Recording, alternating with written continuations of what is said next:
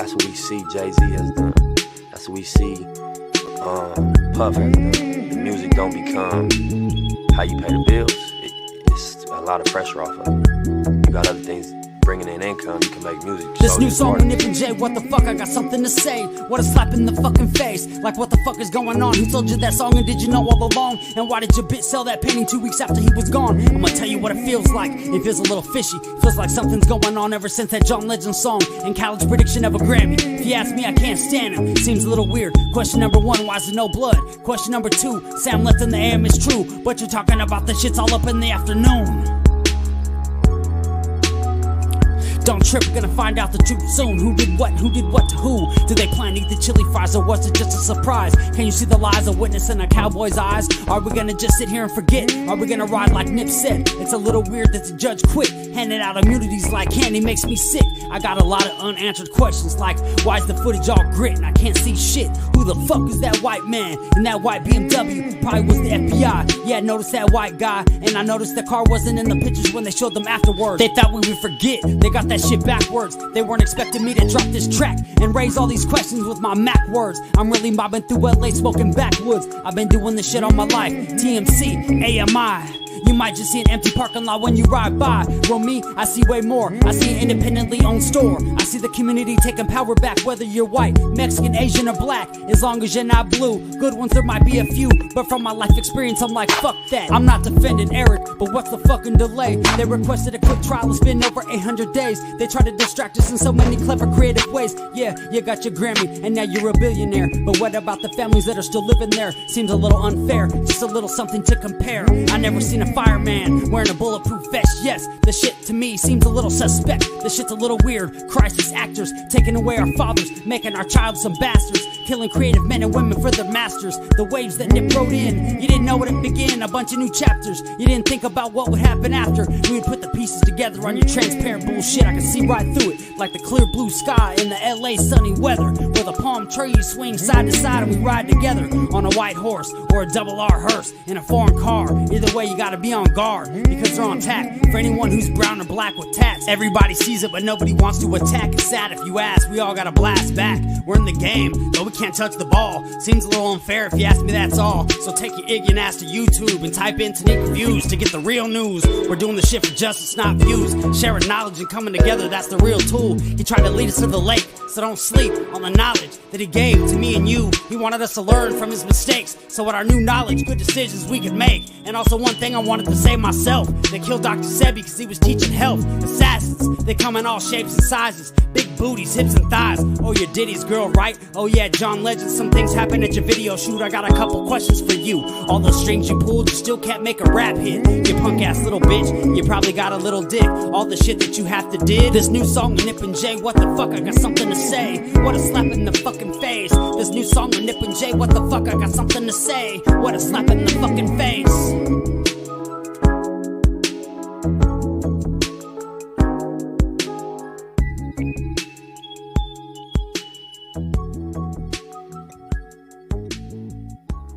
What up, everybody? How's everybody doing in the chat? Everybody up in the chat, how is everybody? I got in here.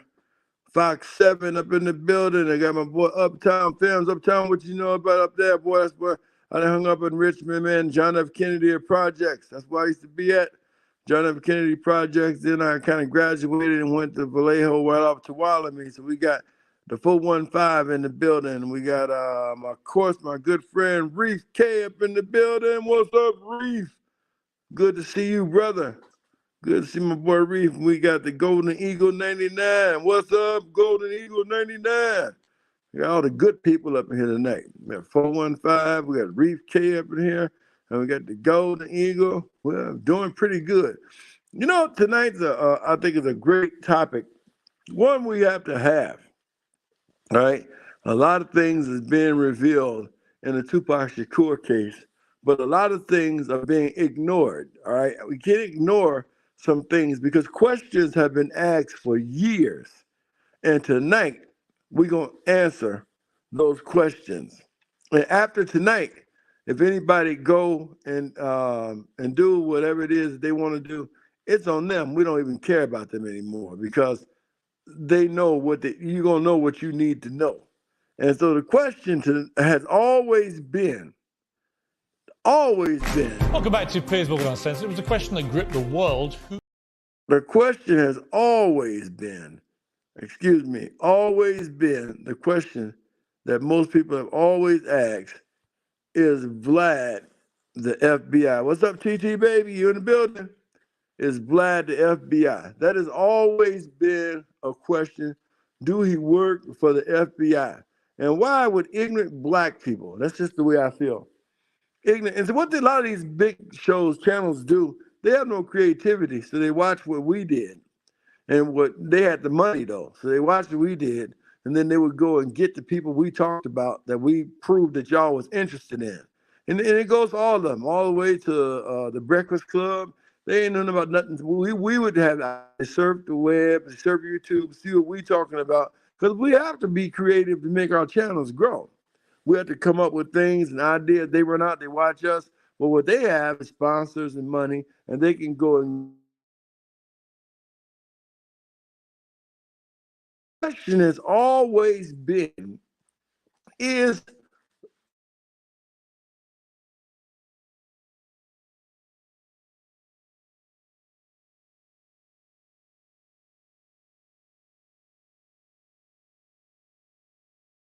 you want to join?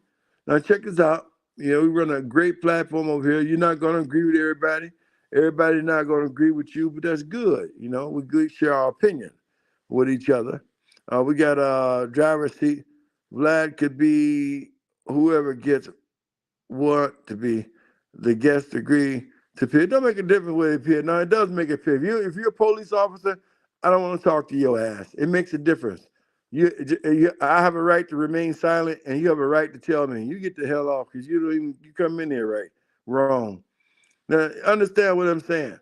If you go and talk to somebody, and you're talking to them in confidence, you're not going to talk to a person, especially if you're involved with a murder or not. You're not going to talk to a person who you think is just a plain person, but in fact, they are indeed working for the FBI.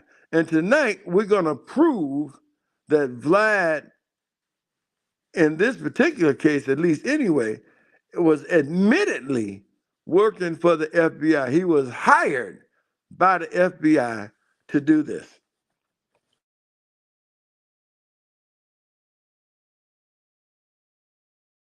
Now, I don't care what happens to him, but you're going to hear for yourself tonight what I'm talking about. And then maybe some of you guys will understand. So let's take a listen. Let's take a listen to what happened first. Keefy D. Davis was set to be arraigned today in a Clark County courtroom, but that didn't happen. Instead, the man accused in the murder of Tupac Shakur requested a continuance because he says he needs to get his legal representation in order. Davis, who was arrested last week, did not have a lawyer with him in court today at the Regional Justice Center. Today, Mario Scott, a Las Vegas man who tells us he's Shakur's cousin, was at the courthouse. We both got chills and was so emotional, but we're just glad something finally happened in the case. Davis faces one count of murder with a gang enhancement. He's set to be back in court October 19th and will continue to be held without bail. Well, Davis told the judge in court today that he needed more time to arrange for his out-of-state counsel to represent him here in Las Vegas, and he got a 2-week delay in his arraignment. That's right. And our Jaewon Jung found out what's involved when a defendant wants an attorney from another state. The man accused in the murder of rapper Tupac Shakur asked a Clark County judge to delay his arraignment Wednesday. Dwayne Keefy D. Davis wants a California attorney to represent him, and in order to do that, they'll have to petition through the Nevada Supreme Court for the right to appear. Have you retained counsel to represent you in this case? Yes, ma'am. Who have you retained? Edie Paul. Dwayne Keefy D. Davis was scheduled for arraignment Wednesday morning, but he asked Clark County District Court Judge Tiara Jones for more time to arrange for his California attorney to represent him here in Nevada. The California attorney is going to have to apply to the Nevada Supreme Court to be able to have a limited practice in Nevada to represent the defendant.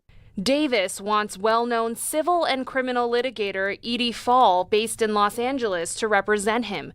David Roger is the former Clark County District Attorney. He says it's not uncommon for a defendant to be represented by an out-of-state attorney. In fact, it happened during O.J. Simpson's robbery case in Las Vegas nearly 15 years ago. He had a lawyer in Florida, Yale Galanter, who had represented him on some Florida charges and won an acquittal for him, and OJ wanted him as an attorney. This is the multi-page application out-of-state attorneys must file to obtain permission to appear in a Nevada court. Along with the application is a non-refundable fee of $550. The application is then submitted to Nevada's Supreme Court for review. Rogers says the approval process takes about 7 days. In all likelihood, the defendant will have an in-state lawyer, and perhaps this attorney will come in to monitor the proceedings. Another requirement for out-of-state counsel is they have a licensed Nevada lawyer actively participate with them in the specific case. Channel 13 contacted Edie Fall, who says he's been Davis's personal attorney for more than 20 years. Fall told me he's helping Davis arrange representation. The judge postponed Davis's arraignment for 2 weeks. In downtown Las Vegas, I'm Jaywan Jung. Well, you see, I wanted to play that because I wanted some people to understand. I told you that the California lawyer was going to have to come in and he was going to have to file before the Supreme Court. But I want you to listen to what she said. Edie Fall said that he was trying to help Davis arrange for an attorney, meaning that he ain't all the way took this case yet. So it's probably big bucks to get Edie to come to this case. But here's what I want to get to. I watched Vlad a few days ago on Piers Morgan, and let you take a listen to it yourself, because this answers itself. And I think that if you're going on an interview, you need to know who you're talking to. Now, what I'm basically saying is that when people talk to me as a journalist, they talk to me in confidence. Now, I'm going to tell you something. Somebody tell me something, I'll go to jail. I ain't never going to tell you what they said, under no circumstances. This is independent journalism, and it's just as sacred as if you were going to your news station. All right, I would never tell what my source is and where my source came from. Under no circumstance, under the penalty or whatever law, I'll just have to do that time, but I wouldn't do it. And that's the integrity that there's got to be brought to even YouTube being independent journalists. So when you go and talk to this guy as an independent journalist, you need to go talk to this guy with the confidence that the guy is not working to the police. Because what do you say? You say you have a right to remain silent. So if you know you're working for the police, you can exercise your right. But if you're not working for the police, in other words, if you know you're working for the police, you can exercise your right. If he don't tell you you're working for the police, you're just running off at the mouth. I mean, I love Tupac more just as much as the next person, but I don't want nobody tricked into saying anything. Somebody who's just trying to money hustle, and you trick him into saying something. And here in this situation, this guy admits that he worked for the police. They say that a police psychologist wrote these questions that well, I'll let y'all listen to it yourself so you don't think I just made this stuff up. I don't make anything up. Check it out. Welcome back to Piers Morgan Uncensored. It was a question that gripped the world. Who killed Tupac Shakur, the 25-year-old rapper, considered one of the most influential artists? Welcome back to Piers Morgan Uncensored. It was a question that gripped the world. Who killed Tupac Shakur, the 25-year-old rapper, considered one of the most influential artists of all time, was gunned down in Las Vegas in 1996. Well, on Friday, Dwayne Keefy Davis was indicted on one count of murder with a deadly weapon in relation to the killing. DJ Vlad, a major commentator in the hip-hop industry for years, admitted that police in Las Vegas asked him to help their investigation after he interviewed Keefy D for his own show. The police asked him to help an investigation. It looked like he was reaching, yeah. Yeah, it did. Okay. Yeah. Did you actually see a gun? No, shit. Once he got the reaching, I got the ducking. So someone from your car That's what happened. started shooting at Tupac and Shook. So Orlando shot across Dre? He leaned over on the window. We rolled down the window, popped. Who was it? They would have drove on my side. I would have popped him. You know what I'm saying? But they was on the other side. Right. Well, DJ Vlad joins me now. DJ Vlad, thank you very much indeed for joining the show. Absolutely. Thank you for having me. I know you've studied this case for so long, and these interviews that you did with Keefy D, they've turned out to be extremely significant in this investigation, leading, in fact, to him being arrested and indicted. When you heard that news, how did you feel? Well, I mean, the goal wasn't really to get anyone arrested. It was really just to get the truth of the matter. The story about Orlando Anderson killing Tupac, I've known since around 2007. So it was essentially the worst kept secret in LA.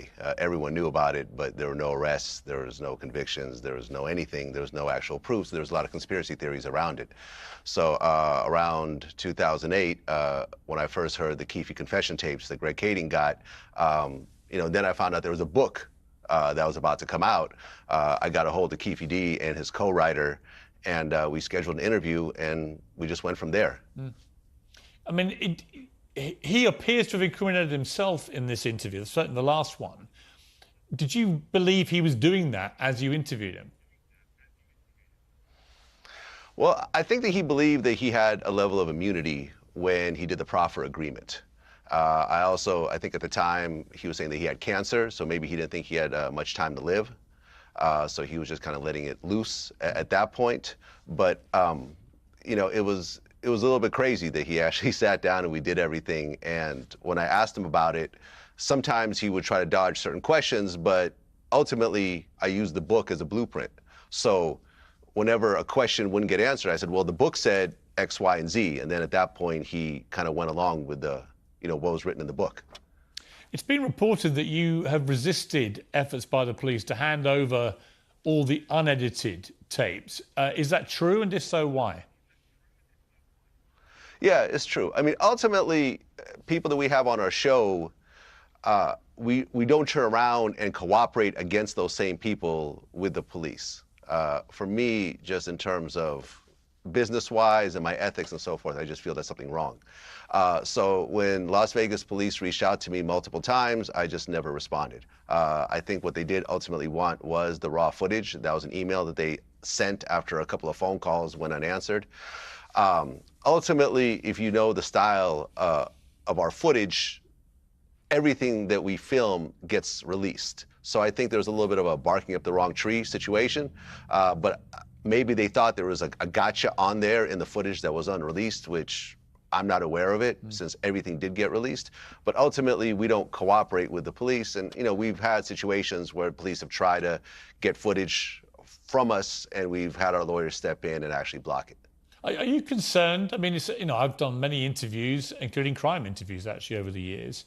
And there's always a certain element of concern as an interviewer when you stray into that kind of territory about repercussions from people involved. I mean, given there's now been an indictment here, are you worried about repercussions against you?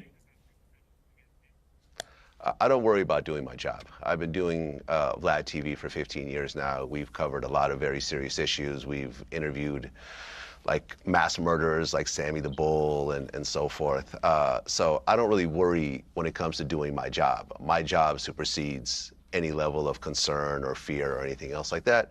And ultimately, if I ever feel there is a situation where there might be some danger, I always move with armed security.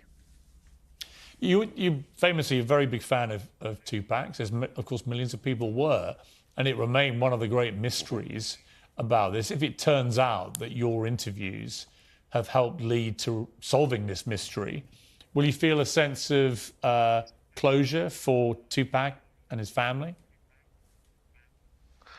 Well, I mean, for me, the closure came 4 years ago when I did the interview.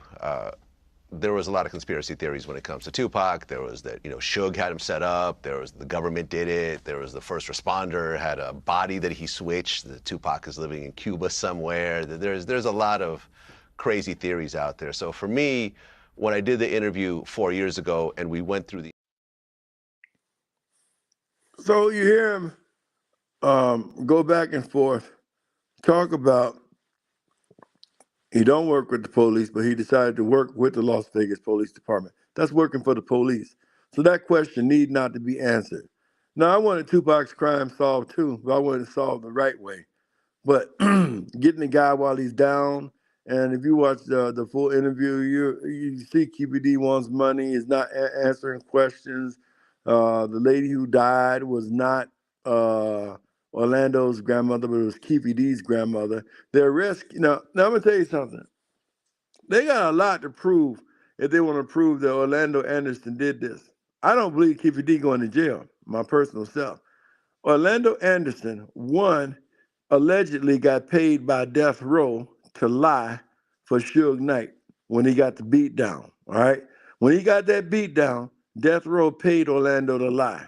And as Suge's kicking the hell out of him and Alton Buntry's kicking the hell out of him, Neckbone and everybody else kicking the hell out of him, he sued death row and they settled for Orlando to go to court and say that Suge didn't kick him. Ultimately, they looked at the video and saw Suge got one little kick in, and Suge did 9 years for that. But he was still paid. Not only was he paid by Suge, but he was paid by the Tupac Shakur estate. Orlando Anderson sued Afeni Shakur and the Tupac Shakur estate and won over $1 million. Okay, he won his case. That they beat him down, and he won that case and was settled for almost $1 million, a little bit over $1 million, or just under $1 million. I did that story years ago for you guys. He won that case. So Orlando Anderson had money. They want you to believe he was looking for the Stone Brothers to kill the Stone Brothers. Orlando Anderson had money. And Orlando Anderson said a couple of other things too, which may have got him killed. One of the things he said was Orlando took his money and formed a record company, and that his records allegedly were going to be distributed by Death Row Records for lying to help get Suge out. Okay? Now, if you want to know what happened to Orlando Anderson, the real truth, what really happened to Orlando Anderson from my sources was Orlando Anderson did not like the fact that they were trying to make him a legend for killing Tupac, and he did not kill Tupac. Anybody who's really studied this case, the one thing for certain, you can see Orlando Anderson at the bar watching this stuff about Tupac when it happens. So we went over this. We even got footage at the hotel Orlando and this girl was staying at. So we know that that's fishy. But when he got all the money that I'm talking about, what he would do next is incredible.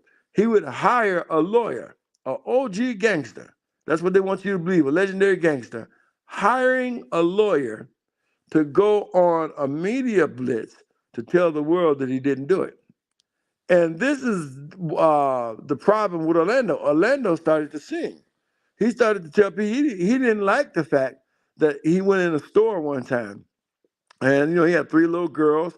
His girls are grown women now. You'd be surprised at the hell what those people went through. He didn't like the fact that he was on paper, on magazines, as a killer of Tupac while he was standing in the store. He took that money, hired a lawyer, and went on a blitz, a media blitz, to let people know that he didn't do it. That's what Ben Crump used to launch his damn career. Ben Crump got into a deal with the Shakur estate and came up with that stupid Fox special. All he was trying to do was launch his ambulance chasing career, waiting on black men to be shot by white men. It's got to be on film, allegedly. But nevertheless, like he had some information and was going to solve Tupac's murder. He didn't solve anything. He presented Mo Preem at the end of it with papers that everybody already had. Then he became an ambulance chaser, and that's how he launched his career. My point in saying all of that is basically what I'm trying to say to you, Orlando Anderson, some of the footage that he gave one of the reporters, she kept it instead of using it. And the footage was him saying he didn't do it. He didn't kill Tupac. He said, in fact, when he was arrested, when they did the scoop in Compton, they arrested him listening to Tupac. He said that's what he was blasting, Tupac. And this is what upset people, especially the police officers and stuff, because Orlando wouldn't swallow it. He wouldn't just wear that. He wouldn't just sit back. He wouldn't be quiet, wouldn't wear it, kept talking. And as long as he kept talking, as long as he was alive, it kept pointing to the police. It kept pointing to the Rampart police, Rafael Perez, David Mack, Kevin Gaines, Sammy Martin. It kept pointing back to the police. And so Orlando kept doing it. And mysteriously, let's look what happened first. Mysteriously, the day before, Keefy D's his uncle is arrested. The day before. If it's the day before or 2 days before, but I'm gonna say the day before. I'm about a day or 2 or 3 off, okay? But because I did this story years ago. The day before, Keefy D is arrested. Why they arrest KPD? Because he was the head OG of the Southside Crips. Now, I'm always tell you, when the head go down, you should know that something's about to happen. And then, so they arrest KPD. So now the next day, well, you could go ahead, yeah, the next day, this is in May. I don't remember the year. It's 97, 98. I don't remember the year, but let's just say it was in May. So the next day, KPD is in jail one day, but the next day, Orlando Anderson's going to get him a hamburger. All right. And mysteriously, Orlando Anderson winds up in a shootout with the Stone brothers. All right. Now, it's kind of confusing if you believe who tells the story, because Reggie Wright Sr. tells the story of what happened, along with other people telling the story what happened. But these are some of the whole thing is just weird, all right? But he tells the story that he shot one of the Stone brothers, then one of them shot him, and he was shot dead center, Orlando was. And then his friend, Mr. Darrow, grabbed a gun and allegedly shot both Stone brothers. And Orlando mysteriously, before he died, gave a confession to somebody. And Orlando said the same thing Tupac said. So the cop wanted to die in confession, and he looked Orlando in the face, and Orlando, he asked Orlando, "Did you kill Tupac?" And Orlando says, "Fuck you." Isn't it strange that that's the same damn thing that the cop said about Tupac, and yet you have 30 other people saying that Tupac talked to them, had conversation with them. I just seen an interview with Mo Preem, who said that Tupac didn't talk to him, but he was fully alert and shaking things, trying to tell him something. But he said Tupac didn't talk to him, but he was fully alert. Mo Preem said that Greg Kading's friends was trying to get the Las Vegas Police Department to close this. So y'all should have saw this coming. I already warned y'all years ago that this is what was going to happen. The exact thing that y'all see. Y'all remember when Greg Kading's friends had Las Vegas don't really care. They want to make it look like they put up an effort, okay? They're not going to arrest Keefy D, charge Keefy D with this, because Keefy D can turn around and say, this was Hollywood. He was lying. Keefy D has worked with E1. He did all kind of Hollywood stuff. And if you notice what they're charging Keefy D with, all right, and he's made it quite clear that he wasn't the one who shot Pac or Suge. He said it was his nephew. He even said in the interview, if they would have came on his side, he would have popped them, but they didn't come on his side. So Keefy D has always blamed his nephew. So then ask yourself a question. Why are they charging him with first-degree premeditated murder, knowing that he ain't never one time ever said he personally did it? He only said he was in the car. If this was accessory to murder, then you know what? I would be involved with it. That's accessory to murder. But that dude ain't never said in any interview that he shot and killed anybody at all, period. He's always said his nephew did it. He's always said the guy in the back with the nephew didn't want to do it. He said those are kids. They never did stuff like that before, but he said his nephew did it. But why now are they switching from the nephew to Keefy D? Because there's too many videotapes with Orlando Anderson saying himself that he did not do it. So do you guys think it's fair that Vlad decided to work with the Las Vegas Police Department, work with the police, and question Keefy without Keefy knowing that he wasn't talking to a journalist, he was talking to an informant. He was talking to an informant investigator who works for the police. How can you exercise your right? And this is exactly what the lawyer is going to fight. The lawyer is going to fight between the privacy of journalism and criminal activity. You have a right to remain silent. So I cannot hire somebody to act like a journalist, and that journalist is working for the police department, they have just violated your rights.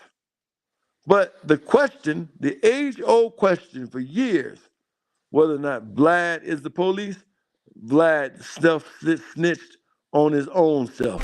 Welcome back to Piers Morgan Uncensored. It was a question that gripped the world. Who killed Tupac Shakur? The 25-year-old rapper, considered one of the most influential artists of all time, was gunned down in Las Vegas in 1996. Well, on Friday, Dwayne Keefy Davis was indicted on one count of murder with a deadly weapon in relation to the killing. DJ Vlad, a major commentator in the hip-hop industry for years, admitted that police in Las Vegas asked him to help their investigation after he interviewed Keefy D for his own show. And DJ Vlad joins me now. Tupac pulled out a gun. It looked like he was reaching, yeah. Yeah, it did. Okay. Yeah. Did you actually see a gun? No, shit. Once he got the reaching, I got the ducking. So someone from your car That's what happened. started shooting at Tupac and Suge. So Orlando shot him across Dre? He leaned over on the window. We rolled down the window, popped. Who was it? They would have drove on my side. I would have popped them. You know what I'm saying? But they was on the other side. Right. Well, DJ Vlad joins me now. DJ Vlad, thank you very much indeed for joining the show. Absolutely. Thank you for having me. I know you've studied this case for so long. Now, you see, y'all heard it for yourself. He said the person that shot them was in the back seat.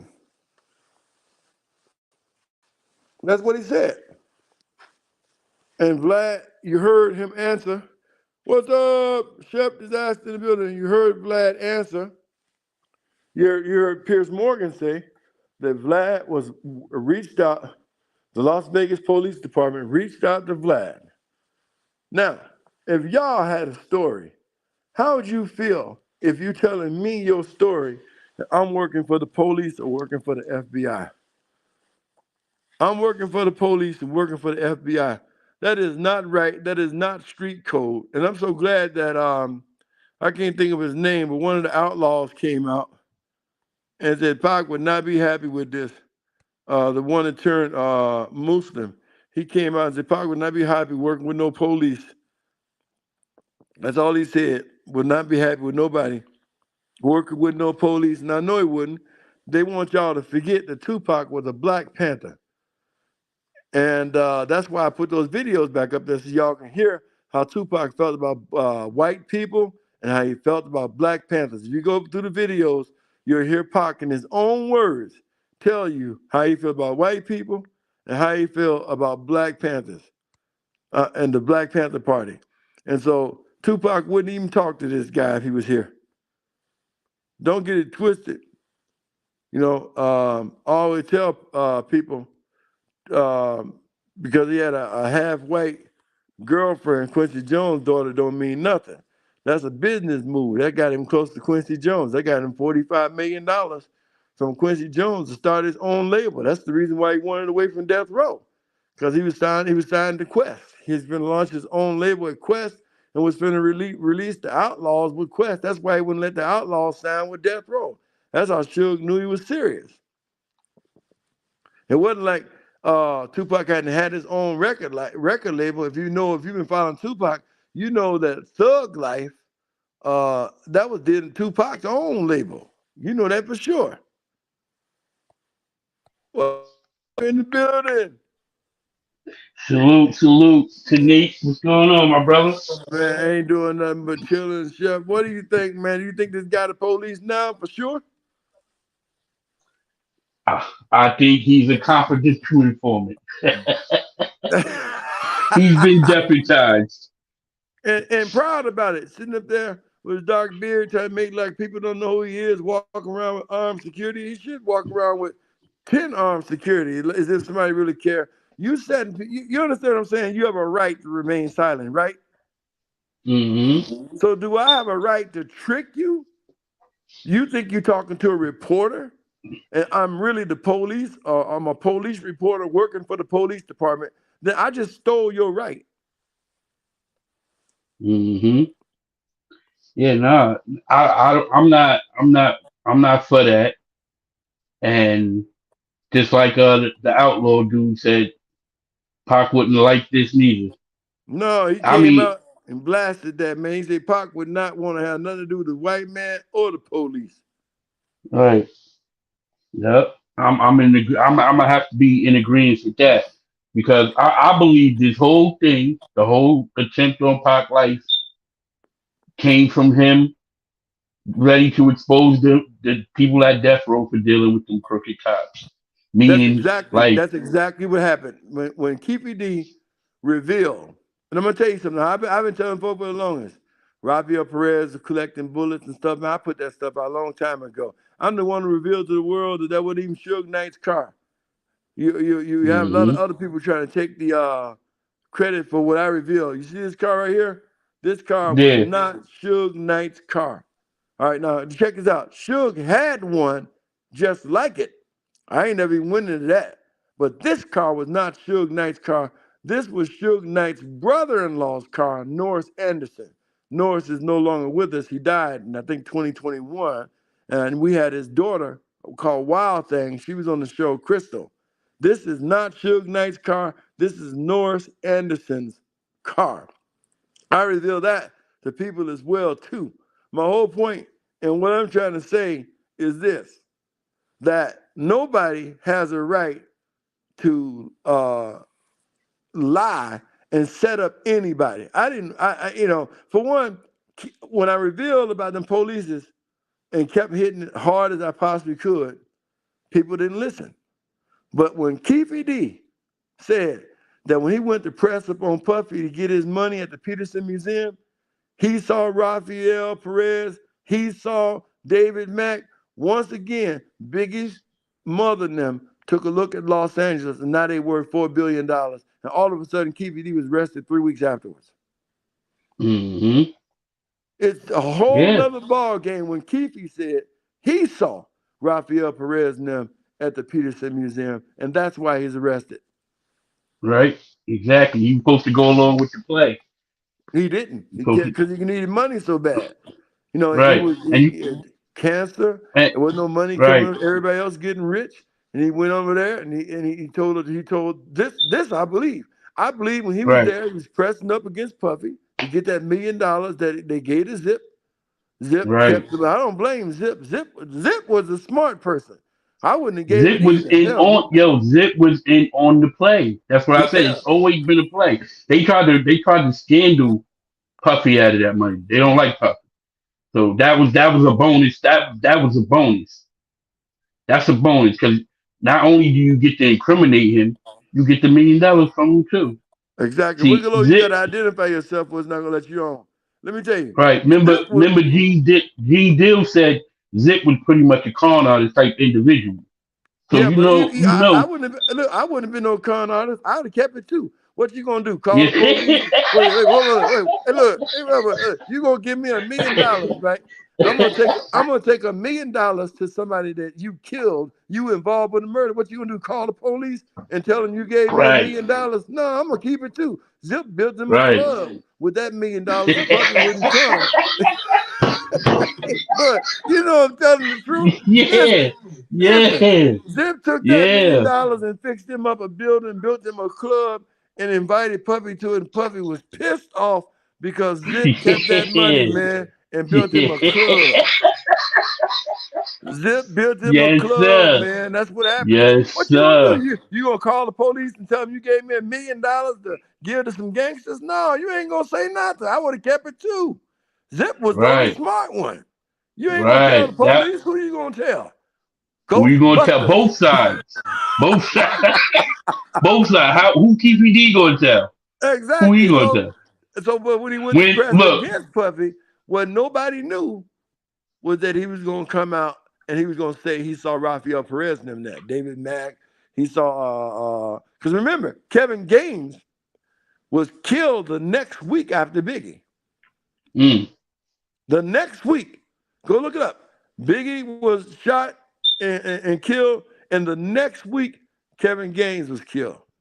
And we've already really? heard Frank Liger, I played that for y'all, Frank Liger admit that he knew who Kevin Gaines was and he killed him. And he said the only thing that bothered him was there wasn't a whole bunch of more niggas in the car.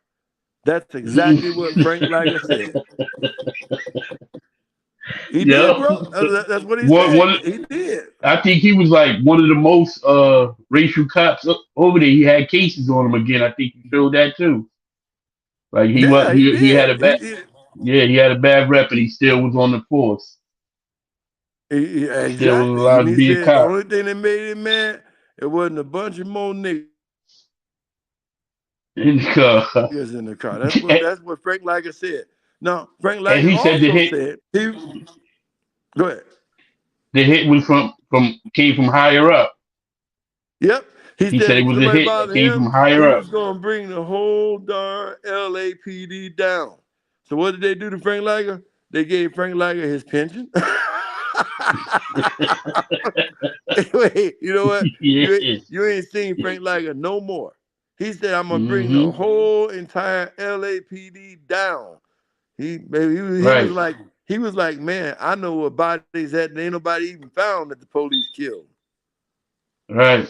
Yo, a lot of those plays that played a part in the rampart, the murder of Tupac and Biggie, a lot of them slowly walked off into the sunset quietly. Like everybody always says, there's no people left, but the people that you're not looking for is left. Liga, that other one, what's his name? Frank Hackey, David Yeah, Mack, Kevin Perez, Hackey. Kevin all of Hackey these. sold his um there's the confusion, but allegedly he sold this security company he had. It had nothing but a couple of I think somebody told me a couple of AT&T stores. He sold his stores for big some estimates $45 million. Mm, Security company. So to me, in my opinion, that was the payoff. We know that Kevin Hackey was a police informant, and no question about that. yes, A definitely police was a informant. payoff.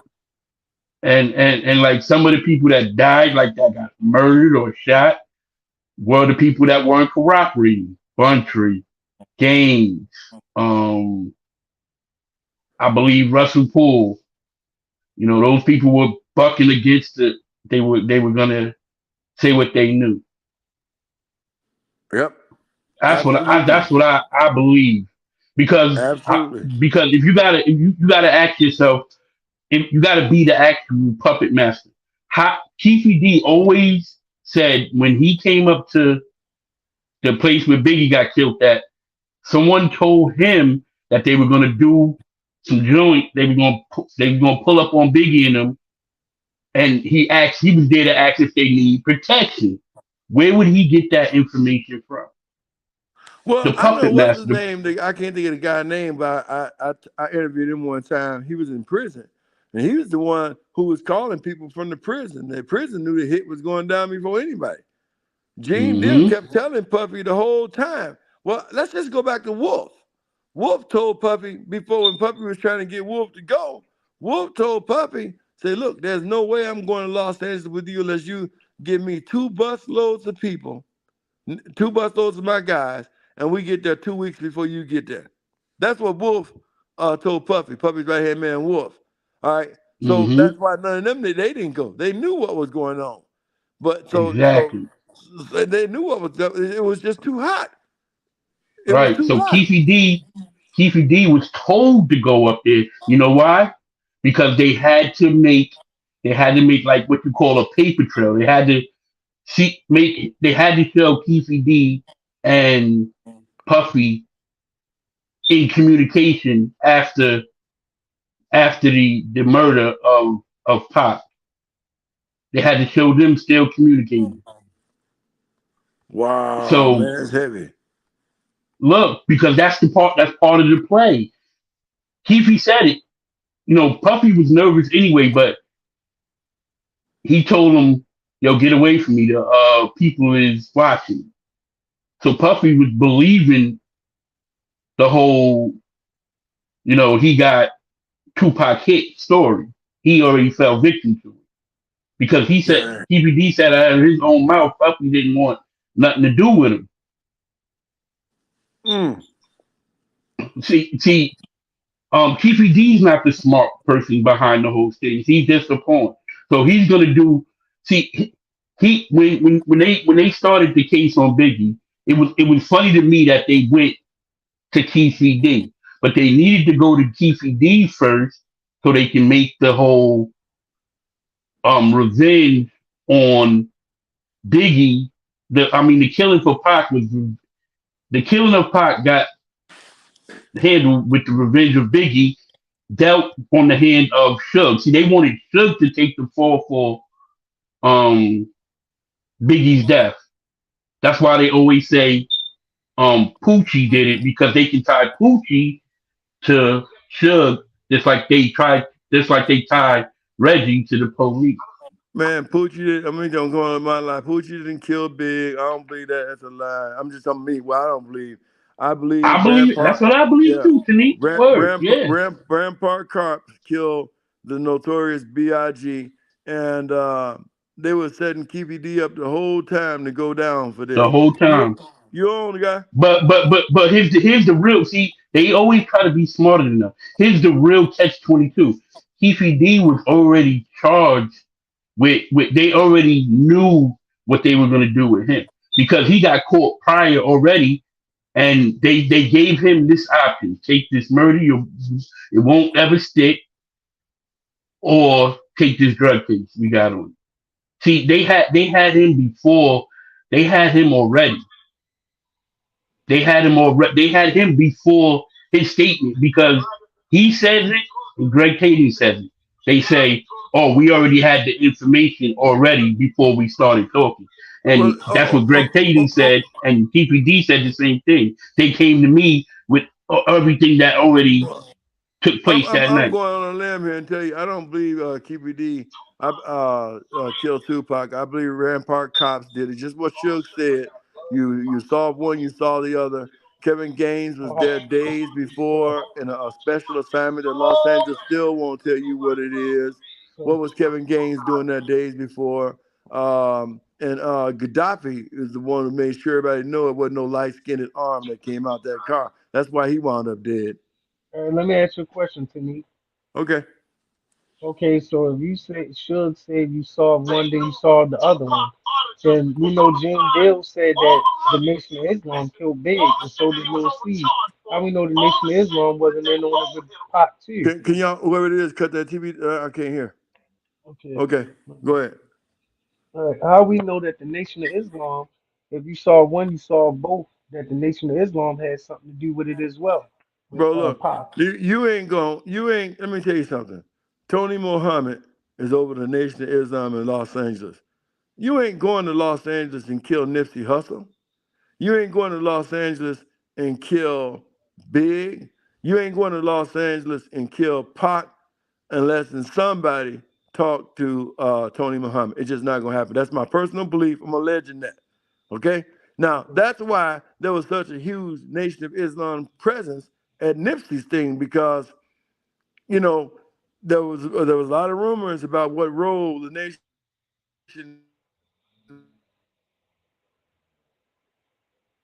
I can't hear you. Yeah, you're going in and out, Tanique. Huh? Yeah, you going in and out. You was going in and out.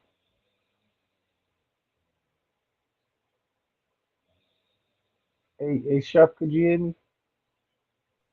Yeah, I hear you. Okay. I don't know what's going on, but my point is this Yep. though. That if the Nation of Islam Can you hear me? killed, yeah, Yeah, I so hear you now, now, Tanique. Okay, that's YouTube when you start telling the truth. I believe the nation they were out there with a big presence with Nipsey, what I was saying, and a lot of people was confused about that. But I believe personally that Tony Muhammad, you just ain't gonna have a hit like that on Tupac, on Biggie, on Nipsey, without their approval. It just ain't gonna happen. yeah, but Lil C's and Jane Dale said it was a Muslim that killed Big. We also know the Muslims helped kill uh, Brother Malcolm. Yeah, And not I only know that. back in Baltimore here back in '95, we had the Muslims guarding the schools and we had them guarding the projects. They was getting a lot of contracts through the government. And not only that, when David Mack went to jail, the one they found, the Impala, and his Russell Poole found that Impala, the same Impala that was used in Biggie. He had the guns, he had the radio, he Yeah, had a shrine. When Russell but Poole, David Mack was a Muslim too, though. yeah, that's what I'm saying. He started yelling inside the jail. He was a Muslim. Y'all ain't gonna touch him. And guess what? They didn't touch David Mack.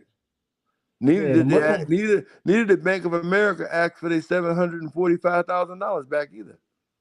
Nope. And look, and you know And how like ironically enough, for the hit, David Mack only got paid 200,000 of his $1 million that they promised him to hit on It don't matter, but he got $745,000 from robbing Bank of America that they never even asked and back he where it got come away from. with it. That's what I'm saying. That's what I'm saying. It ties it because they let him get away with that. You know, if you Exactly. rob a bank, they ain't letting you out until they find that money. For Man, how one, you gonna for rob a one, bank then take your boys to gamble in Las Vegas 2 days later, putting big money down but with the listen to stolen they this let money? him though. get away with that. Yep. But listen to this They, though. Check this out, right? Brother Malcolm, I know I keep going back to Brother Malcolm, but Brother Malcolm said that the Nation of Islam is heavily infiltrated with government agents, right? And here's the thing. He also said that the Nation of Elijah Muhammad had a meeting with the head of the KKK in Atlanta, down south in That's right. Atlanta. That's right. Yeah, Now listen. yeah, That's and he right. promised them land and money and stuff like that. Now I'm thinking all the black people that's down in Atlanta, or this supposed to be the new black Mecca. How we know a lot of them people down there ain't children of the Nation of Islam? Well, cause You get one, what they I'm saying? gay, most of them. Yeah, yeah. Well, that's true too. But the thing about it is this though. So they was already a part of the government. You get what I'm saying? Right. So they getting contracts from the government. They got 501c3. So they could Hmm. have been getting paid. Why set that? I mean, they let us kill each other anyway. So why not? I believe the Nation of Islam. How come it's just crazy, man? I believe that the Nation of Islam is just as involved as the Rampart cops, and I believe Kevin Hackett has something to do with it too. I've been telling people, listen. First off, Kevin Hackey been an FBI informant since 1991, since he signed on board with Death Row Records. And this is what a lot of people don't understand. They don't. When you become an FBI informant, that FBI don't make you an informant because they like you, bro. It's because they done busted you doing something. And then what y'all need to ask is why was Kevin Hackey or why was somebody else an FBI informant? Because the FBI ain't coming to ask you to be an informant unless you're a crook and keep you from going to jail. Now you're gonna be an informant for them. And Kevin Hackey is an informant in Death Row Records, guarding Tupac the whole time that he was there. Before even when Frank Alexander was there, the preferred protection for Pac was Kevin Hackey. And this is what I tried to tell people the other night. The chief of police said something that most people don't pay attention to in Los Angeles at the time. He said Kevin Hackey caused so much confusion at the hospital that some people could have lost their lives, and doctors had to come out the emergency room, and he would stop working on Tupac because they had to put out a fire with Kevin Hackey. Now, why would he do such a thing? He don't know.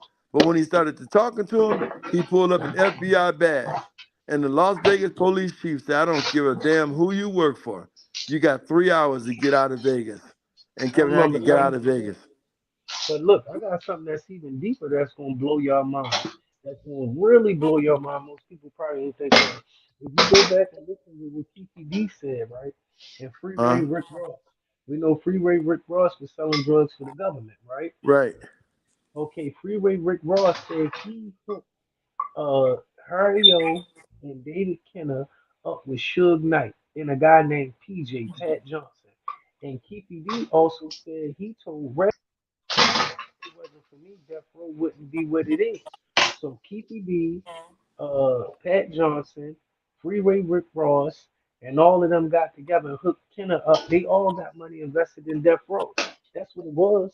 And I believe that Death Row was a spot that was where they was moving drugs when they was doing the Contra scandal and all that. I think they was using Death Row to wash money. All of that's connected to each other. Well, also, I just want to make the announcement that Suge Knight said under no circumstance is he testifying in the Keefy D case. Under no circumstance. So he came out as the OG Suge. Yeah, well, that's because Suge know that KPD helped put money towards Death Row. I'm telling you, they all was together.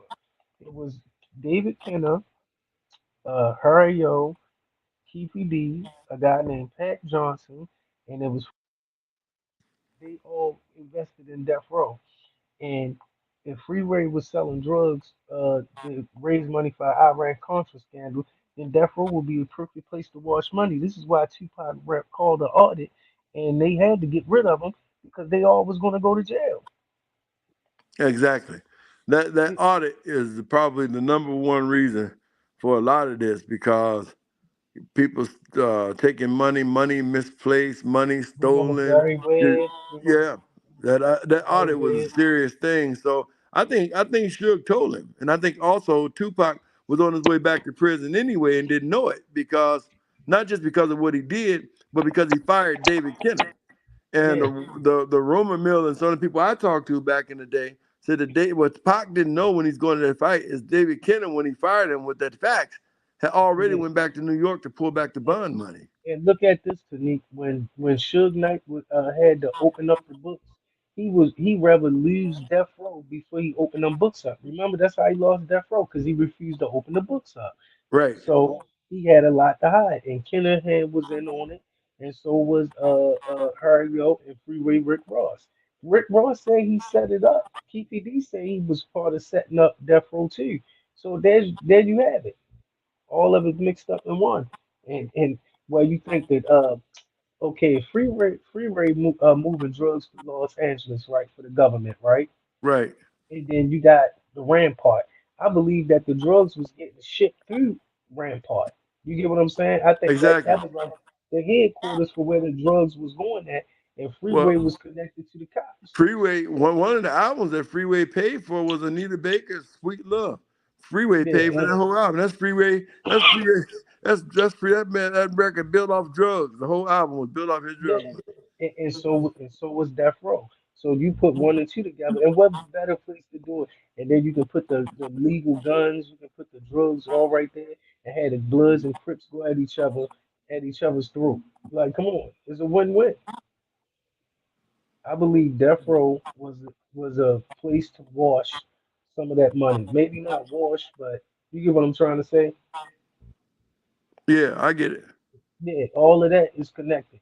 Free, just go back and look at Freeway Rick Ross interview. He says it all the time. I'm the one that hooked DOC and Kenner and Harry-O and Suge all together, right in the Yep. jailhouse. Yep. And Keefy D said the same thing to Reggie, and Reggie said, "You right, you right." But everybody need to find out who this Pat Johnson guy is. And we know that the drugs is connected to the music because just look at it like this. The government connected to the music because didn't Trump let he pardoned Lil Wayne and he pardoned Kodak Black. I believe that they gave they signed their masters over to him to get free. That's And what don't I forget, believe. he also pardoned Desiree Perez. Hmm. Rock Exactly. Nation freed her all her crimes, and she brought down the Medellin cartel. They rebuilding Yep. now. Yep. And they also and that's probably why Kanye West was going crazy because Jay-Z probably sold his masters off to get off some kind of drug thing he had going on back in the day. All that stuff connected. They think we stupid, but that's what it is. Tupac ain't get killed by no goddamn Keefy D. I refuse to believe that. Man, I don't And believe like, it either. And know what? They don't believe it either. All yeah, they trying to do is Las Vegas is trying to put this behind them and make yeah, look like they tried to do something. But yeah, if you listen, like I just played, listen to the interview. One, Vlad does work for the police. That yeah. question has been answered. So if you're a rapper or entertainer and you stupid enough to go on this show, then your ass should go to jail. I hope you go to jail. And Uh, funny, if- look, Exactly. funny how they arrest Keefy D in the same month. I mean, hold on, almost the same month where Tupac got killed, right after Dr. Matua Shakur got out. He was the Exactly. last one. He died, so they would never see the justice anyway. And You they see what kept I'm him in jail 20 years past his time. I started doing that on the show. Couldn't get nobody to rally behind that and started writing the governor. But yeah, it's funny because he revealed that he saw Rafael Perez, the Rampart Police Department, the night Big got killed. Now, what if they'd have said with Big's mom back in the day, she'd only got $500,000. But saying? now, Big's case is worth $4 billion. That would So break just the entire imagine, city of Los Angeles. So yeah, now but what, he just imagine if Tupac was on so top of that he shit that they brought so out. so he just said he saw Rafael Perez and David Magnum at the Peterson Museum. That changes the dynamics wholeheartedly. Yeah, that's why they got him up out of there. Yep. That's what got Keefy D in trouble, man. But Keefy but D, listen. Listen to what Keefy D got to say in these interviews on Pierce Morgan. Not one time did Keefy D ever say he pulled no trigger and shot Pac. Listen.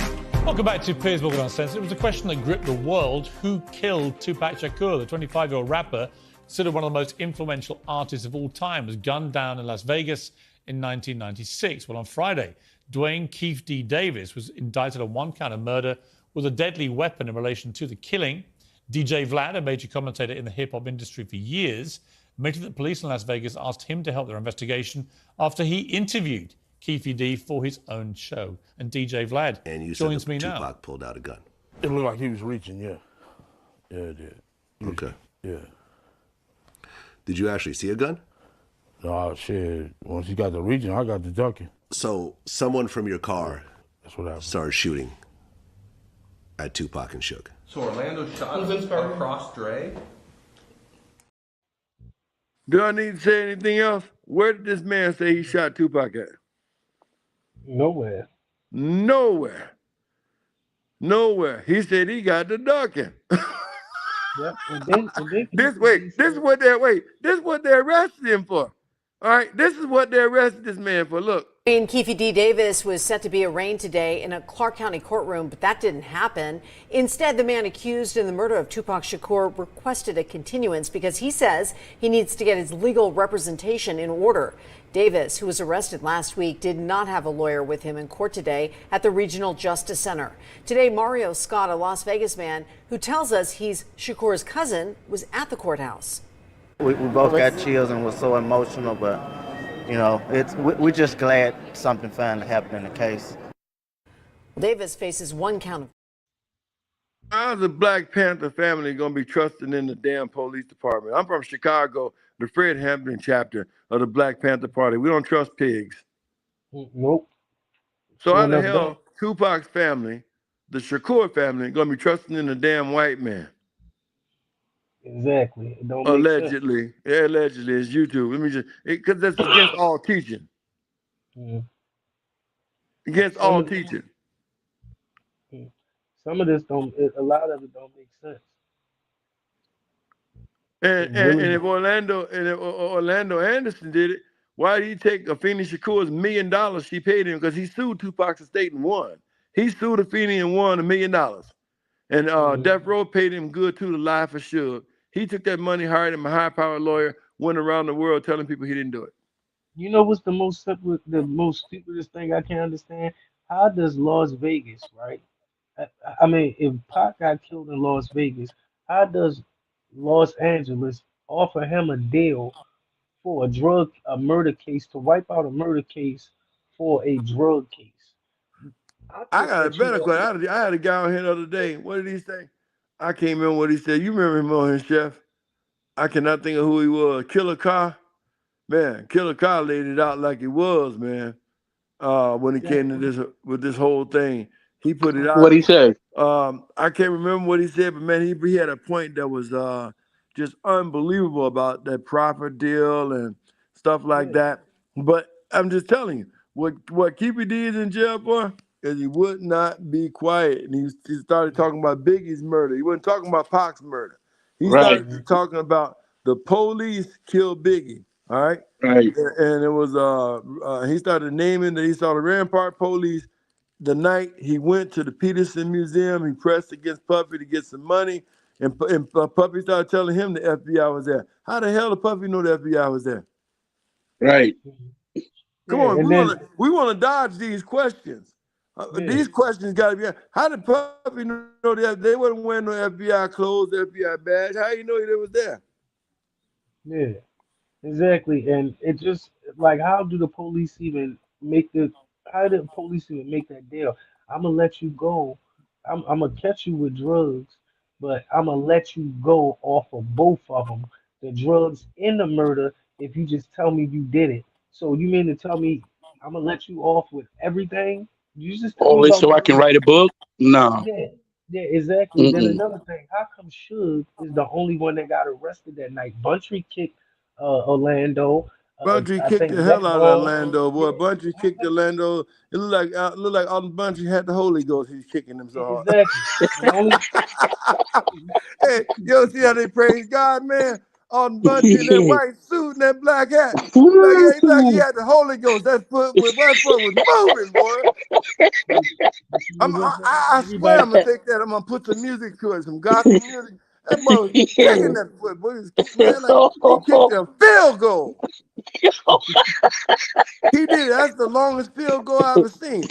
On bunch, Oh man.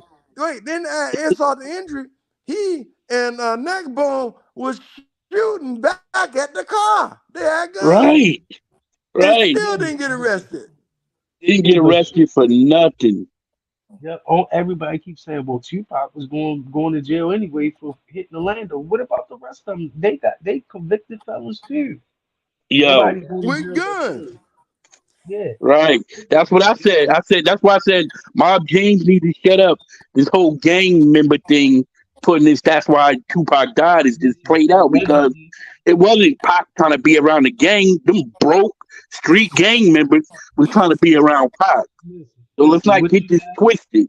They didn't have no jobs, and the reason why they fell out with Suge, because when Suge went to jail, they stopped getting paid. But lo and behold, did they know Suge wasn't in controlling the money no more.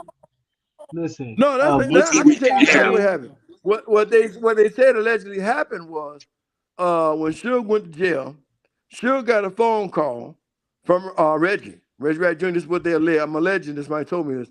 That everybody out here having fun, everybody driving their cars, riding their motorcycles that you bought, and all of a sudden Suge called him back. He want all them cars and motorcycles back, and that's what led to him and Mob James falling out. That's what led to a lot of things. Other gang member got joining the Fruit Town Pyrus and just started right? getting whacked them, killing them, shooting them off and killing them. They you know they what try you to got? blame it on the gang war. Listen, do you? This is what you got, right? You got a crooked cop, which is Greg Kading, right?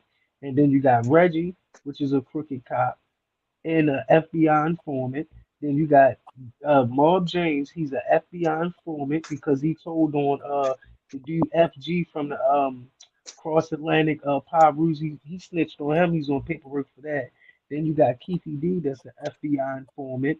And then you got you see what I'm saying? You got all FBI informants and crooked cops coming out telling the story of what happened to Tupac and Biggie. It don't make sense. Hmm. Marv James, y'all heard about him snitching on the But dude from the Marv James. He snitched on the dude from Cross Atlantic Pyrus. His name FG. I don't know nothing about that, but Well, you look that up. me I'm either. talking about the current thing we talking about. Yeah, no, no, He's follow me. snitching on this case No, with no, but listen, Pac in him follow. No, because but that's what he about to do for real. He no, always been an follow. ace in the hole. What He I'm always saying, said he can identify TPD in that parking lot at 662. That's I, his words, not mine. I ain't got but to make listen, this shit up. He no, already listen, made himself a part of the case. but The listen. case would have never came to fruition. Everybody had their part if Keefy D wouldn't have said that shit, bro. Yeah, but listen, this is what I'm Exactly. saying. I know it sounds like I'm going off subject, but what I'm saying to you, as long as Kevin Hackey been an FBI informant at Death Row, so has Reggie, and Marv James has always been an FBI informant. Marv James told on FG years ago. He been snitching years ago. That's why I said you gotta look up a guy named FG.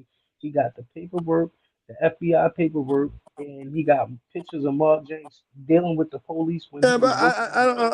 I don't believe that. What I believe that Mob James is he got a reality check, man. You can't live that kind of lifestyle forever. And I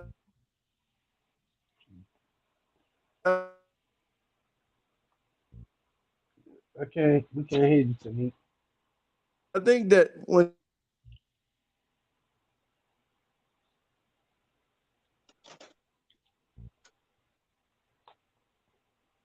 You're going in and out, Tanique. wrong direction, and sometimes brothers. Hello, yes, chef. Yeah, yeah, I'm here. Okay, you there, chef? Yeah, I'm here. You was going in and out, but Okay. I'm here. Yeah, but I think he feels bad that he introduced his brother to Suge Knight and them. I do. I really believe that Mob feel that way.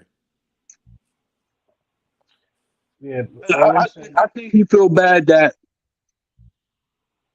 I don't want to talk bad, but I think he feel bad that he was cut out of the money way earlier than the other Pyrus. He's been cut out because of he couldn't stay healthy, he couldn't stay clean. He's a self-admitted alcohol abuser. And like I always say, it wasn't Pac involving himself in the gang environment. It was the gangs trying to involve themselves into Pac and being around celebrity. That's a So fact. with him carrying the way he was carrying himself, Suge never wanted him around for that because he was a rambling drunk. Mm-hmm. Wow. Okay, now I see. Wow, man, that's weird. That's And weird. But now Reggie took him in. You can tell when somebody, you got your homie that's down on his luck. You take him in, you fuck with him. He becomes loyal to you.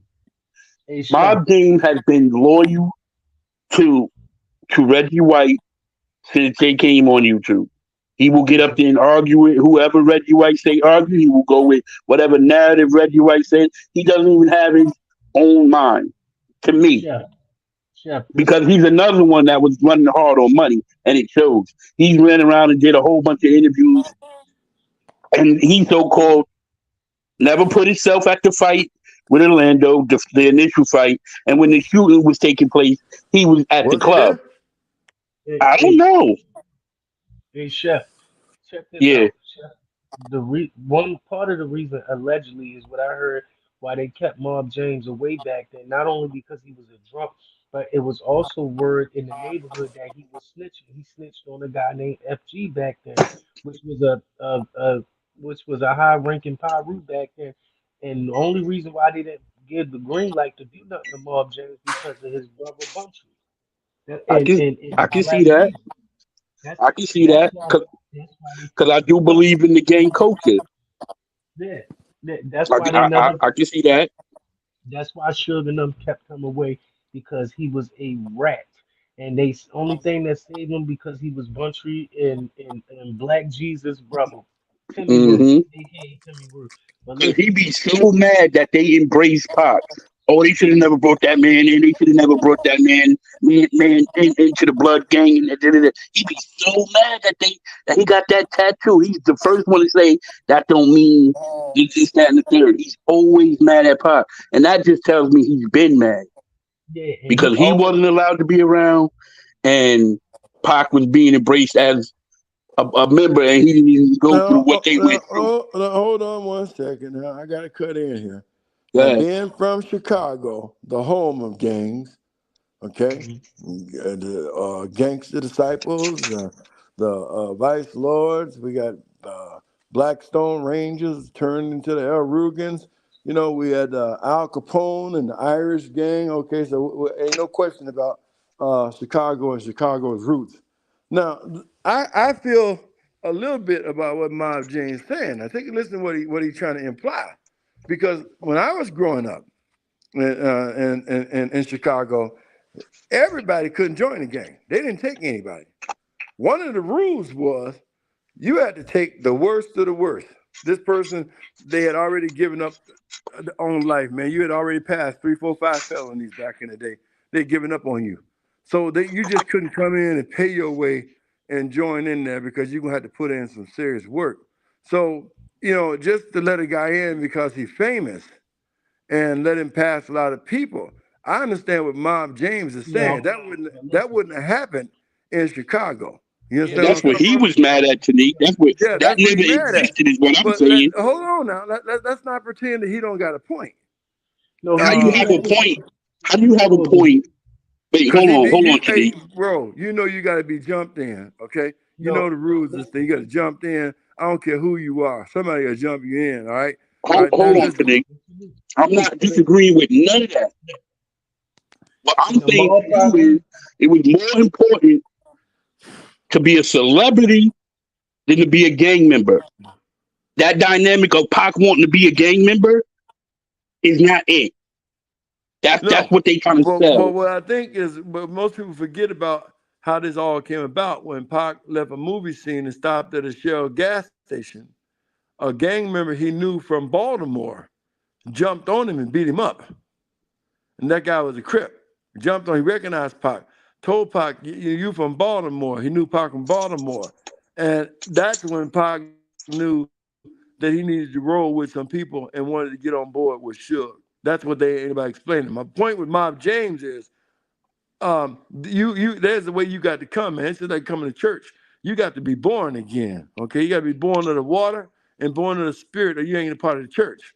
Now, and part of the gang culture, boy, you got to be jumped in. You're a chick, you're gonna sleep with a bunch of dudes. A lot of things gonna happen, man. Then you got to go out and you got to do some crazy. Look at these cats shooting people from the freeway now just to be a part of the gang. Shoot the first person they see.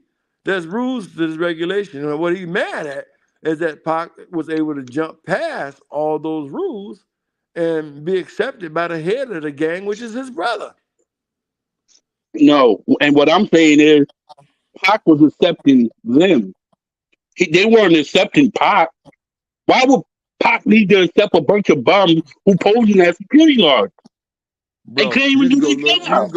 You can go look at guys who have more money than Pac. We got Bro, they couldn't basketball even do players. their Listen, job, bro. They weren't real bro. security Listen, guards. They were listen. just tough guys.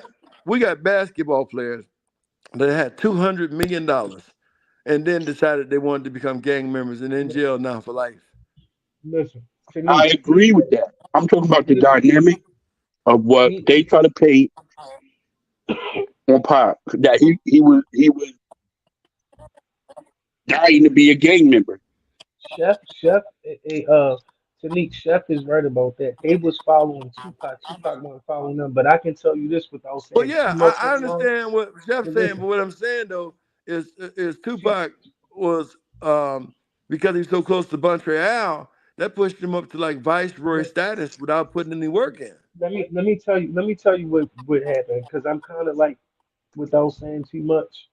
All right, listen. First of all, I in the dig it. mall power, the mall power, you don't get jumped in. You don't get jumped in the mall power. Mall power in Compton is one of the sets that you don't have to get jumped in as far as getting beat up in. That's one. And for two, who brought Tupac in? It was Trayvon Lane and Buntry. Those two is the ones that Right, brought Pac in under the mob. And he became first capo. That's what right, Tupac stands for, is first capo in the mob exactly. power. But he didn't have to get jumped in. And this is a million% fact. Well, my point is, and neither did he have to put in work like everybody else did. So while he No. rapping on a whole nother level, those guys still had to be in the streets, man, when they wasn't there putting in work.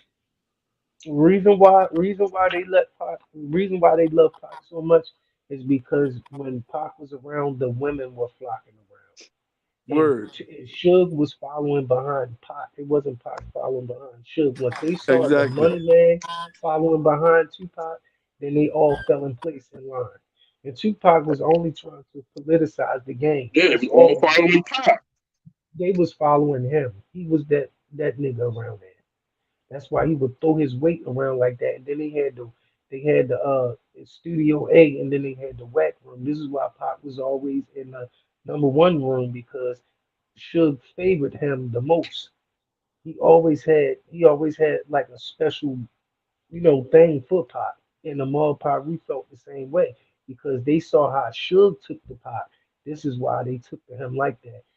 Marv James, Marv James is bitter because Marv James is on FBI papers as being a rat and snitching, and he only got spared because he was Buntry brother and Timmy Rue brother. That's the only reason why they spared him. But let me tell you why Marv James feel guilty and why he keep crying on the interviews because he went back and told Lip Dog that it was the tape of a guy named B Dog that got killed and got thrown in that graveyard. And he felt guilty behind that because he knew when he did that, that marked Buntry for death.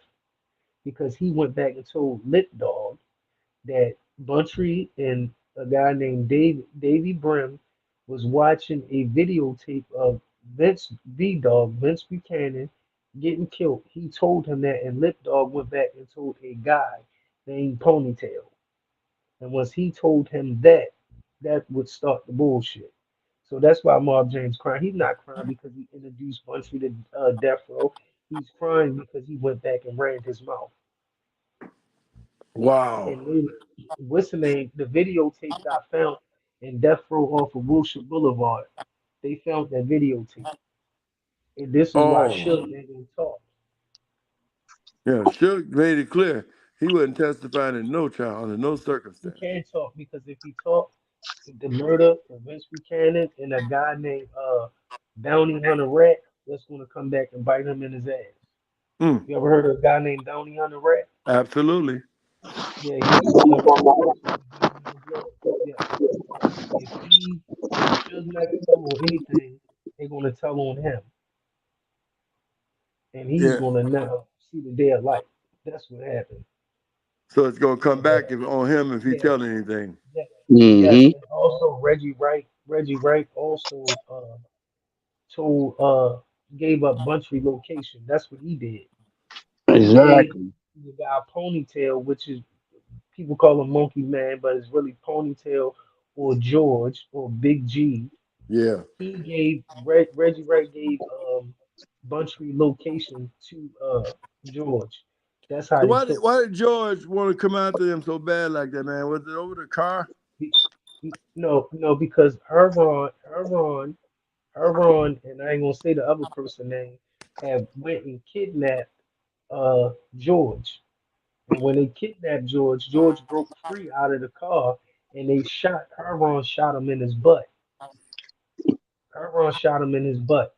And then once he got away from that, he then teamed up with a guy named Roger Reed, Little Rod, Crouton and then Pyru. yeah, exactly. And then they went to retaliate.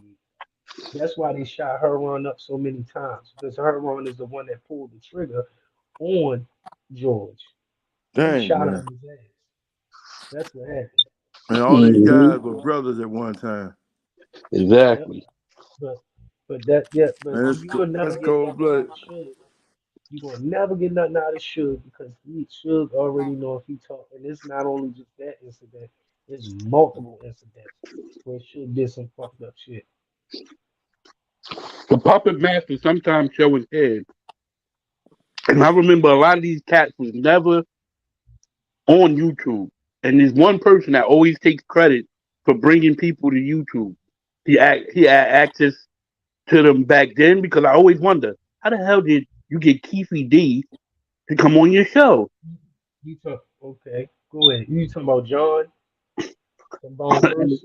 Yeah, you So know, Because like John used to work for Death Row back in the day. I don't right, know if but you how do you still have know. access to Keefy D? He got access to him because Keefe D is an informant. Like I told you, Reggie Wright is an informant, and Mob James is an informant. They yeah, all did. Reggie brought a lot of them All people to that scene over there. Right, yeah, and Reggie then did all.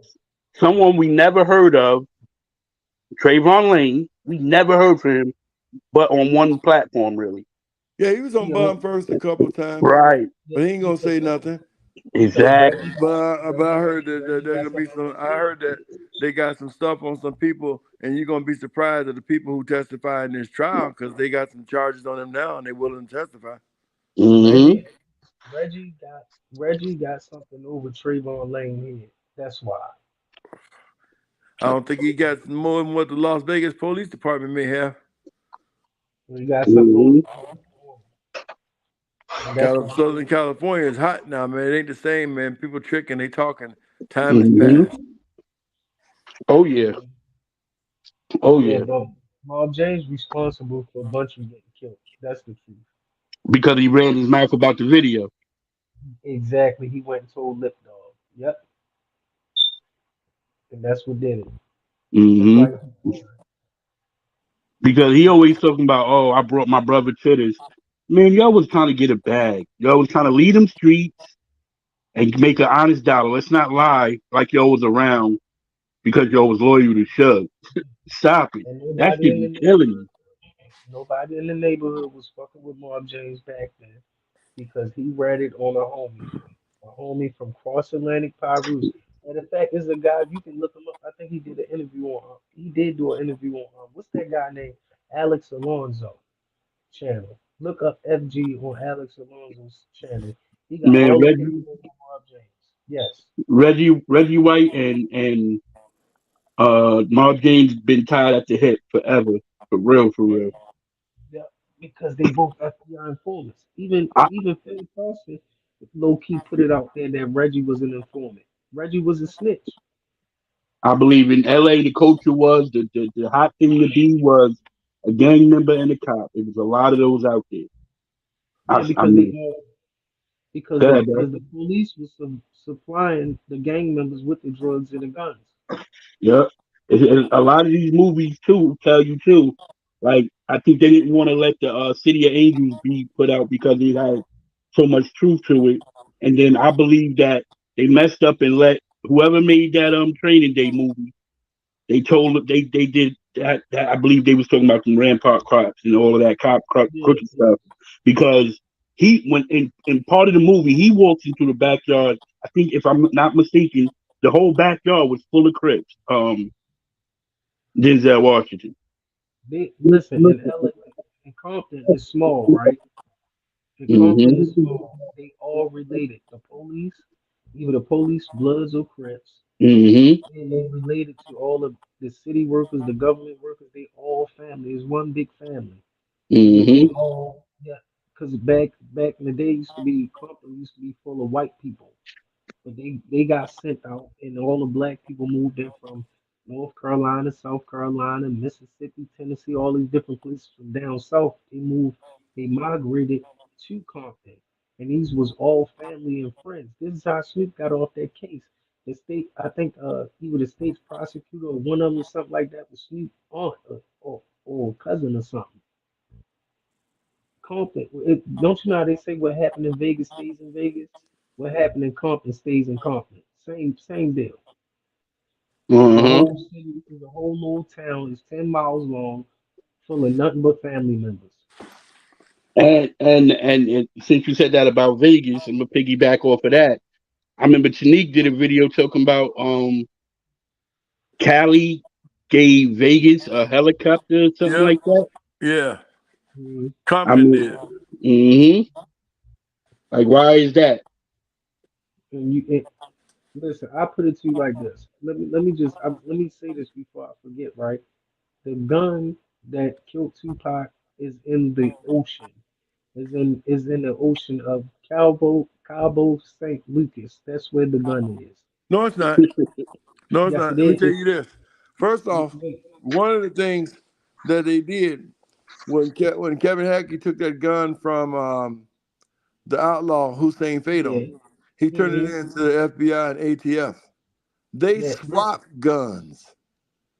That's what they didn't know. That's why Vegas knew when they did the raid in Compton and they went and got that gun at Orlando Anderson's girlfriend's house. And they said, Yeah. this the gun that killed Pac. And they were like, no, that ain't the gun. So how would Compton know that's the gun that killed Pac? They ain't did no forensics or anything. But Vegas Yeah. knew it wasn't the gun because they knew exactly what the FBI and what the ATF did to it when they gave it back to Kevin Hackett to give back to Reggie. Listen. Let me tell you something that I know about Oh, the case. right, No, but listen. right, because they were already watching and Exactly. moving evidence in and out of Exactly. See, when the, Kevin Hackett took the that gun from evidence Hussein room. Fatal, he gave it to Yeah. FBI and ATF first. Then Well, Reggie Right. told.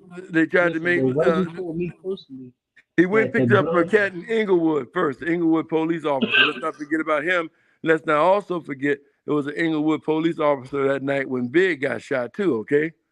Let's not forget the story. There was an Inglewood police officer there that night Big got shot that they hired the bodyguard. And there was an Inglewood police officer that took a gun off Hussein Fatal. Followed the gun. Kevin Hackey Okay. went and got the gun from the Inglewood police officer, gave it to his FBI and ATF handlers. They didn't send the same gun back. They sent a different one. Right. Same model, same kind, but they were able to track that gun. This is why Vegas never made an arrest, because Los Angeles had the real gun the whole time. They took But Los listen, Angeles to court many times to try and get the gun. So when they got to Compton, Compton was like, see, we got this gun from Orlando Anderson's girlfriend's house. This is the gun that killed Pac. Vegas looked at it one time, man, get the hell out of here. And they didn't take it because they knew it was not the gun. They knew what they were looking for. that was true, but I was also told by Reggie himself that Kevin Hackey gave him the gun. And when Kevin Hackey gave him the Yeah, gun, but he get what I'm trying to tell he, you is Kevin Hackey swapped that gun out before he gave it to Reggie. The ATF. Kevin Hackey was a FBI informant, man, in 1991, even before Reggie was. yeah, but The guy what happened? bodyguarding Tupac was the FBI. So Reggie must have threw the wrong gun in the ocean because Reggie threw a Glock, If he a threw it in the Glock. ocean, it's got a tracker on it. They can find it. Well, he threw it in Cabo St. Lucas, whatever. Not it might not be the gun that killed Pac, Man, but don't you know GPS can zoom down and look at you inside your house right now? The cops I can look believe right you. down through your house, through concrete, and look at you. Military uses it every day. You Mm-hmm. can't throw guns in the water and hide it no more, especially ones that they rigged and they fixed up. Why do you think that they were reporting on I forget that cop. What's the FBI name? Phil Carson. Why do you think he Yeah, telling everybody Reggie was an FBI informant? yeah, No, that gun, Compton, Las Vegas never took that gun from Compton. They swore this is the gun. We got it from Orlando Anderson's girlfriend. Compton never touched it because they knew that was not the gun, because they knew what the ATF and FBI had done to it. yeah. They knew what to look for, and they just walked away. Compton came down to a raid. They never arrested Orlando Anderson, and that's when Yeah, but let Orlando me ask you a Anderson. question. What was That's when Reggie Orlando intentions? Anderson took his money and started letting everybody know he had nothing to do with this.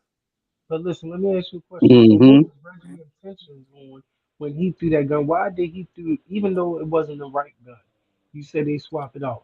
Why did Reggie throw the fake gun into Cabo St. Lucas? Why he threw that in there?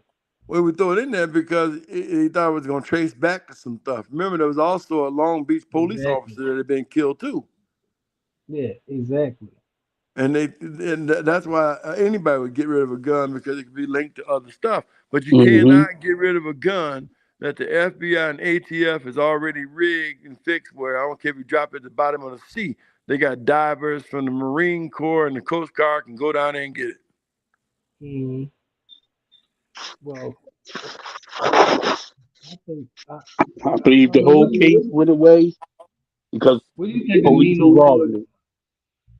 Huh? What y'all think about The case went away for 27 years or however long because police involvement in both yeah, Well, cases. the case went away because one of the things I believe what Vegas said, if you go back to what Vegas was saying, they said it was a half a dozen police officers from California that was screwing it up. Mm-hmm. That's what what they do y'all said. They say they couldn't solve this case because it happened in Vegas, but you wouldn't know it happened in Vegas because everybody in California had something to say. Mm-hmm. what do Inglewood, you Compton, LAPD.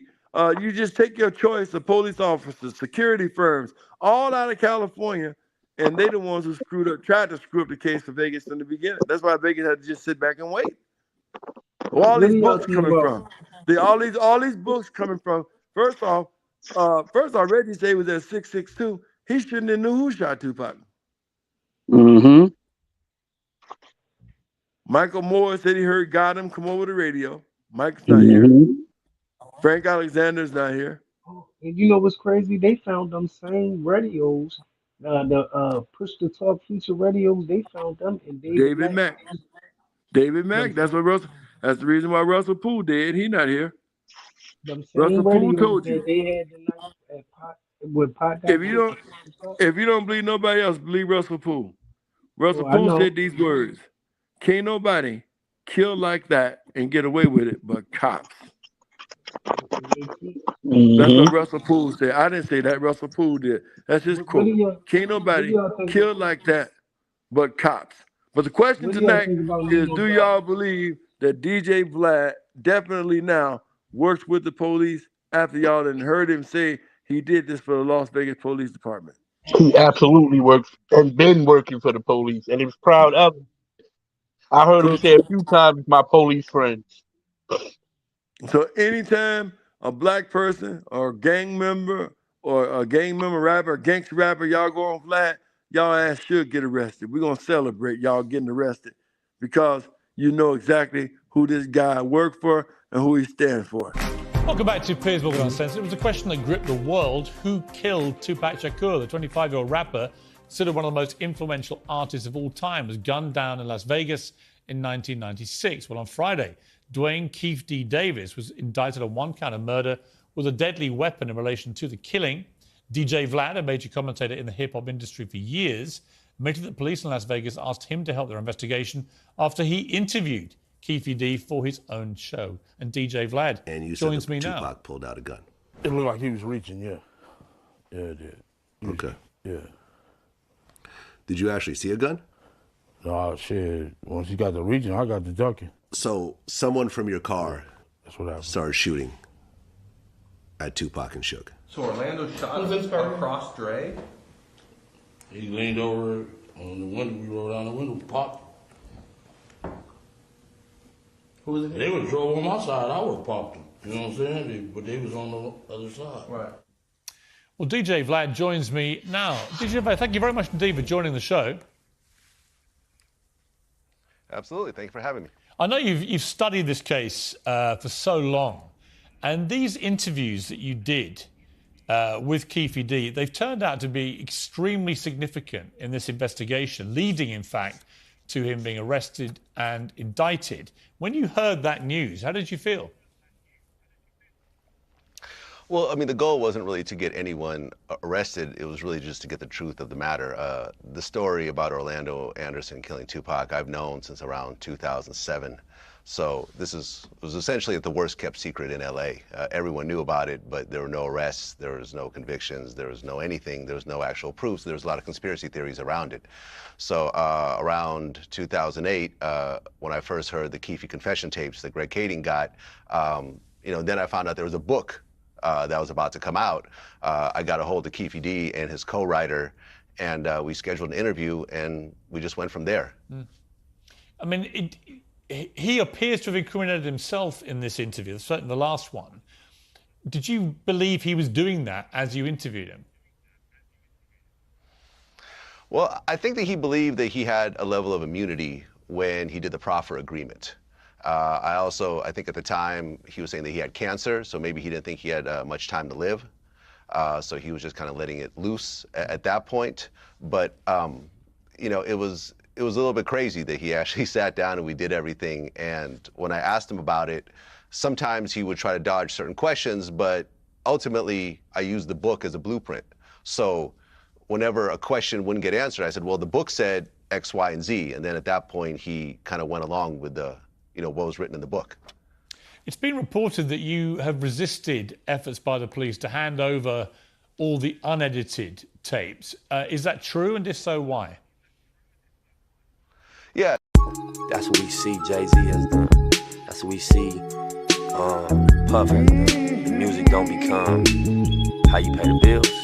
It's a lot of pressure off of it. You got other things bringing in income, you can make music. This new song with Nip and Jay, what the fuck, I got something to say. What a slap in the fucking face. Like, what the fuck is going on? Who told you that song and did you know all along? And why did your bitch sell that painting 2 weeks after he was gone? I'm gonna tell you what it feels like. It feels a little fishy. Feels like something's going on ever since that John Legend song and college prediction of a Grammy. If you ask me, I can't stand him. Seems a little weird. Question number one, why is there no blood? Question number two, Sam left in the AM is true, but you're talking about the shit's all up in the afternoon. Don't trip, we're gonna find out the truth soon. Who did what to who? Did they plan to eat the chili fries or was it just a surprise? Can you see the lies of witness in a cowboy's eyes? Are we gonna just sit here and forget? Are we gonna ride like Nip said? It's a little weird that the judge quit. Handing out immunities like candy makes me sick. I got a lot of unanswered questions like, why is the footage all grit and I can't see shit? Who the fuck is that white man in that white BMW? Probably was the FBI. Yeah, I noticed that white guy, and I noticed the car wasn't in the pictures when they showed them afterwards. They thought we would forget. They got that shit backwards. They weren't expecting me to drop this track and raise all these questions with my Mac words. I'm really mobbing through LA smoking backwoods. I've been doing this shit all my life. TMC, AMI. You might just see an empty parking lot when you ride by. Well, me, I see way more. I see an independently owned store. I see the community taking power back, whether you're white, Mexican, Asian, or black. As long as you're not blue, good ones there might be a few, but from my life experience I'm like, fuck that. I'm not defending Eric, but what's the fucking delay? They requested a quick trial, it's been over 800 days. They try to distract us in so many clever, creative ways. Yeah, you got your Grammy, and now you're a billionaire. But what about the families that are still living there? Seems a little unfair, just a little something to compare. I never seen a fireman wearing a bulletproof vest. Yes, the shit to me seems a little suspect. The shit's a little weird. Crisis actors taking away our fathers, making our child some bastards, killing creative men and women for their masters. The waves that Nip rode in, you didn't know when it began. A bunch of new chapters, you didn't think about what would happen after. We would put the pieces together on your transparent bullshit. I can see right through it, like the clear blue sky in the LA sunny weather, where the palm trees swing side to side and we ride together on a white horse or a double R hearse in a foreign car. Either way, you gotta be on guard, because they're on tap for anyone who's brown or black with tats. Everybody sees it, but nobody wants to attack. It's sad if you ask, we all gotta blast back. We're in the game, but we can't touch the ball. Seems a little unfair if you ask me, that's all. So take your ignorant ass to YouTube and type in Tanika Views to get the real news. We're doing the shit for justice, not views. Sharing knowledge and coming together, that's the real tool. He tried to lead us to the lake, so don't sleep on the knowledge that he gave to me and you. He wanted us to learn from his mistakes, so with our new knowledge, good decisions we could make. And also one thing I wanted to say myself, they killed Dr. Sebi because he was teaching health. Assassins, they come in all shapes and sizes, big booties, hips and thighs. Oh, your Diddy's girl, right? Oh yeah, John Legend, some things happen at your video shoot. I got a couple questions for you. All those strings you pulled, you still can't make a rap hit. You punk ass little bitch, you probably got a little dick. All the shit that you have to did. This new song with Nip and Jay, what the fuck, I got something to say. What a slap in the fucking face. This new song with Nip and Jay, what the fuck, I got something to say. What a slap in the fucking face.